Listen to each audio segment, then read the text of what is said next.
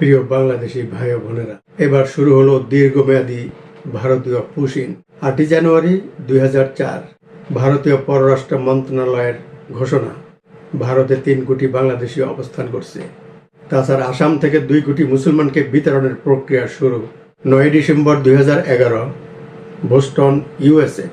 এখান থেকে ভারতের জনতা পার্টির নেতা বলেছিলেন, সিলেট ও খুলনা ভারতের দখলে নেওয়া উচিত।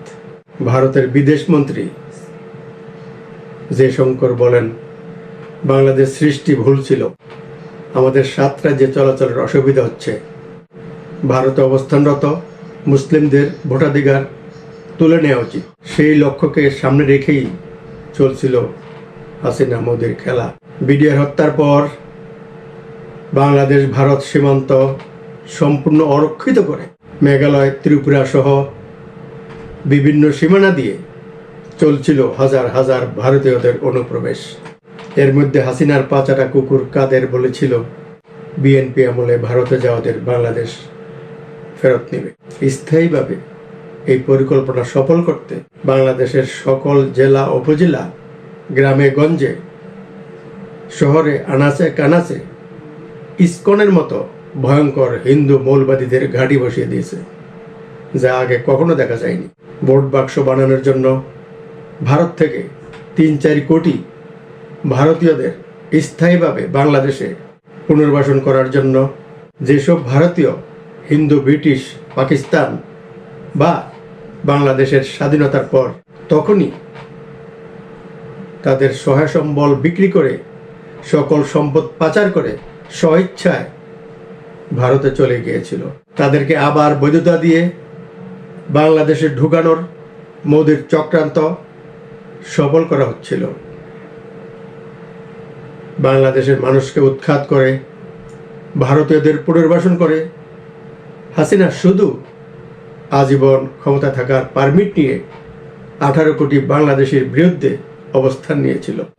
বাংলাদেশের অভ্যন্তরে ঢুকিয়ে দেশের প্রতি ইঞ্চি মাটি তাদের কাছে উন্মুক্ত করে দেশকে ভারতের কাছে ন্যাংটা করে দিয়েছে।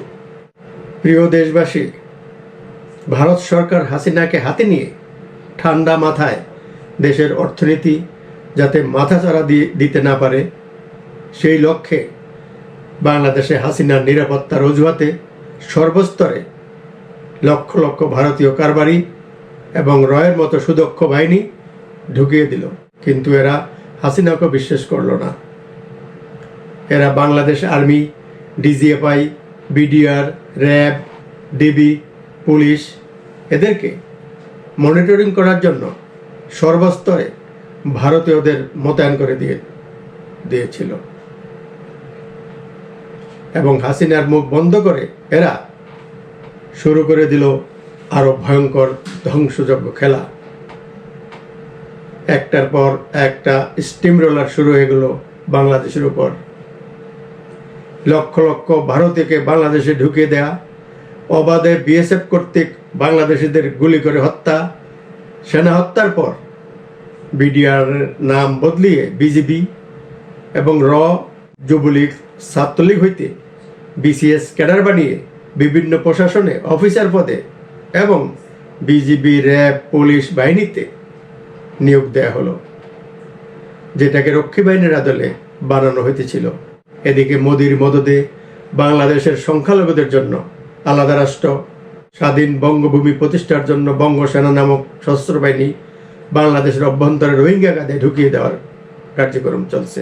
এদিকে মোদির মদদে বাংলাদেশের সংখ্যালঘুদের জন্য আলাদা রাষ্ট্র, স্বাধীন বঙ্গভূমি প্রতিষ্ঠার জন্য বঙ্গসেনা নামক সশস্ত্র বাহিনী বাংলাদেশের অভ্যন্তরে রোহিঙ্গা কায়দায় ঢুকিয়ে দিয়েছে এবং তাদের কার্যক্রম চলছে, যার কারণে 31 জুলাই 2009 হাসিনা পার্বত্য চট্টগ্রাম থেকে সেনা ক্যাম্প প্রত্যাহার করে সীমানা অরক্ষিত করে খুলে দেয়। প্রিয় বাংলাদেশি ভাই ও বোনেরা, ভারতীয় বাংলাদেশের সব গোয়েন্দা কার্যালয়ে অফিস করছে। পুলিশ, র্যাব, বর্ডার গার্ড, সেনাবাহিনী, আইন বিভাগের অবৈধভাবে ভারতীয়দের নিয়োগ দিয়েছে। সাবমেরিন কেবলের মাধ্যমে দিল্লির সঙ্গে সরাসরি যোগাযোগ করে ইলেকট্রনিক নজরদারি সহ ভারত বিরোধীদের বিডিআর হত্যার জের ধরে ধারাবাহিকতা চলছিল। ভারতের আসাম সীমান্তের করিমগঞ্জে মুসলমানদের কাঁটাতারের বাইরে ঠেলে দিয়ে বাংলাদেশের সীমানায় রেখেছে। এত ষড়যন্ত্রের পরেও প্রবাসী বাংলাদেশিদের রেমিটেন্স, পোশাক শিল্প এবং অন্যান্য জাতীয় আয়ের সম্ভাবনা দেখে আগ্রাসীরা হিংসায় ও আতঙ্কগ্রস্ত হয়ে ওঠে। কোনোভাবেই বাংলাদেশের অর্থনৈতিক উত্থানকে থামানো যাচ্ছে না। তাই সুদূর প্রসারী চক্রান্তের মাধ্যমে 2017 সালে মিয়ানমারের রাখাইন রাজ্য খালি করে লক্ষ লক্ষ রোহিঙ্গা ও ভারতীয়দের বাংলাদেশে ঢুকিয়ে দেয়, যাতে করে শ্রীলঙ্কার মতো লাইক তামিল টাইগার বাংলাদেশের অর্থনীতির উপর চাপ পড়ে। ভারতীয় রয়ের নিয়োগকৃত দালাল তোফায়েল সঙ্গে সঙ্গে বলে দিয়েছিলেন প্রতিবেশী দেশ মিয়ানমারের সাথে যুদ্ধ নয়, ওদেরকে ভাষান্তরে পুনর্বাসন করা হবে। রেহানা বলেছিল 16 কোটি মানুষকে খাওয়াতে পারলে 50 লক্ষ রোহিঙ্গাকেও খাওয়ানো যাবে। জাতিসংঘ সহ বিশ্বের প্রত্যেকটি দেশ রোহিঙ্গাদের বিতাড়িত করার জন্য উদ্যোগ নিয়েছিল, কিন্তু ভারত বিরোধিতা করেছে। এরপরেও ভারত বাংলাদেশের সম্পর্ক বিশ্বের রোল মডেল হাসিনা কাদের। বিভিন্ন মিডিয়া সূত্রে জানা যাচ্ছে লক্ষ লক্ষ রোহিঙ্গা ও ভারতীয় নাগরিক বাংলাদেশে অনুপ্রবেশ করে সারা দেশে ছড়িয়ে পড়েছে। হাসিনা কোনো টু শব্দ ছিল না। হয়তো আজীবন ক্ষমতা থাকার অভিলাষে আগ্রাসীদের পরামর্শ মোতাবেক ভোট ব্যাংক বানিয়েছিল। এবার শুনুন কত ভয়ঙ্কর এবং অমানবিক ভারতের নদী শোষণ ও পানি আগ্রাসন। হাসিনার পরম বন্ধু ভারত সরকার আন্তর্জাতিক রীতিনীতি উপেক্ষা করে অভিন্ন নদীর উজানে 36টি বাঁধ দিয়েছে। আরও 100টি বাঁধ নির্মাণাধীন বা সমাপ্ত হয়েছে।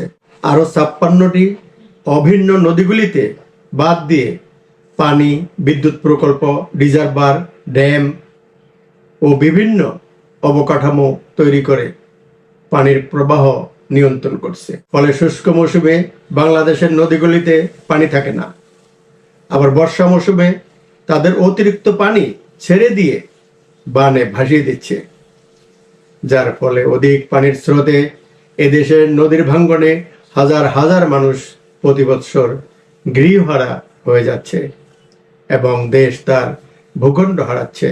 ভারত থেকে বাংলাদেশে প্রবেশকারী নদীসমূহের নাম গঙ্গা, ইছামতি, কালেন্দিবার, মঙ্গল, বেতন, আত্রাই, পুনর্ভবা, তেঁতুলিয়া, টাঙ্গন, কোকিলা, নাগর, মহানন্দা, ডাহুক, করতোয়া, তালমা, ঘোড়ামারা, যমুনেশ্বরী, বুড়ি, তিস্তা, ধরলা, দুধকুমার, ব্রহ্মপুত্র, জিঞ্জিরাম, চিল্লাখালী, ভোগাই, সোমেশ্বরী, জাদুকাটা, জাদুখালী, নোয়াগাং, উমিয়াম, ধলা, পিয়াইন, সাঁচি, গোয়াইন, সুরমা, কুশিয়ারা, গোমতী, মোহরী, ফেনী, কর্ণফুলী সহ আরো অনেক নদী। আপনারা সবাই জানেন একমাত্র ফেনী নদীতে বাংলাদেশের অংশে মিঠা পানি জমে। হাসিনা সেই নদীর পানিও ভাগ করে দিয়েছে ভারতকে। অথবা এর আগে যতগুলা নদীর নাম বললাম আরো অনেক শাখা নদীও আছে, সেগুলা ভারত নিয়ন্ত্রণ করে তাদের সুবিধা মতো। যেহেতু সে দেশের পরম বন্ধু আর দেশের সম্পদ, তার পৈতৃক সম্পদ শুধু ফারাক্কা বাঁধ নয়, গঙ্গা পদ্মা কেন্দ্রিক জলাধার, ক্রস ড্যাম, রেগুলেটর সহ 33টি অবকাঠামো তৈরি করছে ভারত এবং 50টির উপর বিদ্যুৎ প্রকল্প নির্মাণাধীন। অথচ বাংলাদেশের সুন্দরবন ধ্বংস করার জন্য হাসিনা মোদির পরামর্শে ভারতের জন্য রয়্যাল বেঙ্গল টাইগার ব্র্যান্ড নিশ্চিত করতে আমদানি নির্ভর অলাভজনক কয়লা ভিত্তিক তাপ বিদ্যুৎ কেন্দ্র তৈরি করে। টিপাইমুখী ভারতের ড্যাম নির্মাণ বাংলাদেশের জন্য মহা বিপর্যয়। টিপাইমুখী ভারতের ড্যাম নির্মাণ বাংলাদেশের জন্য মহা বিপর্যয়। ফারাক্কা ব্যারেজ, তিস্তা ব্যারেজ, টিপাইমুখী বাঁধের ফলে সুরমা, কুশিয়ারা, মেঘনার মতো নদীর অস্তিত্ব বিলীন হয়ে অন্তিম পরিণতির দিকে যাত্রা শুরু করেছে এবং দেশের পূর্বাঞ্চল, মধ্যাঞ্চল, দক্ষিণ পূর্বাঞ্চল বালুচরে পরিণত হতে যাচ্ছে। কেননা ভারত মেঘনা, কুশিয়ারা, সুরমা নদীর মূল উৎস দ্বারায় বরাক নদীর উপর টিপাইমুখী বাঁধ নির্মাণ করছে। হাসিনার পরম বন্ধু ভারত আন্তর্জাতিক রীতিনীতিকে বৃদ্ধাঙ্গুল দেখিয়ে গায়ের জোরে এইসব সব করে যাচ্ছে। ফারাক্কা বাঁধের মাধ্যমে নদীর আগ্রাসনে পদ্মা, আজ ধুধু, বালুর চর, এরপর আবার মরার ওপর খাড়ার ঘা। ভারতের উত্তরবঙ্গের সীমানায় যোগী গুফা নামক স্থানে বাদ দিয়ে উত্তরবঙ্গকে মহাবিপর্যয়ের দিকে ঠেলে দিচ্ছে হাসিনার বন্ধুত্বের রোল মডেল। ওইদিকে পায়রা বন্দরে হিমালয় থেকে মাটি এসে জমার ফলে কৃষি জমি চাষের অনুপযোগী হয়ে যাচ্ছে, যা ড্রেজিং করতে 8-10 হাজার কোটি টাকার দরকার। লেখক গবেষক সৈয়দ আবুল মাকসুদ বলেছেন, বাংলাদেশ এখন নদীর মৃত্যুর দেশ। আনু মোহাম্মদ বলেছিলেন, হাসিনা মোদির রামপাল বিদ্যুৎ কেন্দ্র 5 কোটি মানুষকে এবং সুন্দরবনকে মৃত্যুর দিকে ঠেলে দিচ্ছে। সিলেট, ফেনী, উত্তরবঙ্গ সহ সারা দেশ ভারতের উজানের পানির চাপে বাড়ি ঘর, ধন সম্পদ পানিতে ভেসে যাচ্ছে। খোলা আকাশের নিচে পানির মধ্যে না খেয়ে সবকিছু হারিয়ে লক্ষ লক্ষ মানুষ দিশেহারা, গৃহহীন।